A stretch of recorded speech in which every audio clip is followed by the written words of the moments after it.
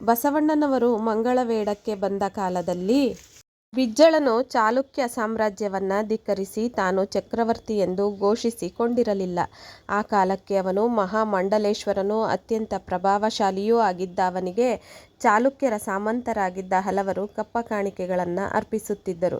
ಬಸವಣ್ಣನವರು ಕರಣಿ ಶಾಲೆಗೆ ಬಂದಾಗ ಅಲ್ಲಿ ಸಡಗರದಿಂದ ಲೆಕ್ಕವನ್ನು ಬರೆಯುತ್ತಿದ್ದ ಗಣಕರನ್ನು ಕಂಡರು. ಗಣಕರ ಮುಂದೆ ಕರಣರು ಕುಳಿತಿದ್ದರು.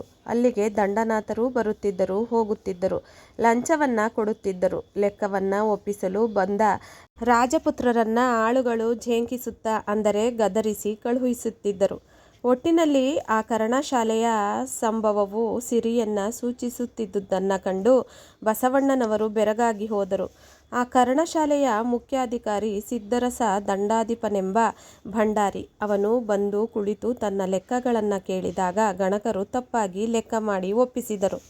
ಆ ಲೆಕ್ಕಗಳನ್ನು ಅವನು ಒಪ್ಪಿಕೊಂಡು ಬಿಟ್ಟ. ಆದರೆ ಲೆಕ್ಕ ತಪ್ಪಿದ್ದನ್ನು ಕ್ಷಣ ಮಾತ್ರದಲ್ಲಿ ಅರಿತ ಬಸವಣ್ಣನವರು ಅದನ್ನು ತೋರಿಸಿಕೊಟ್ಟರು. ಅದರಿಂದ ಸಿದ್ದರಸರಿಗೆ 50 ಲಕ್ಷದಷ್ಟು ಹಣವು ಉಳಿಯಿತು.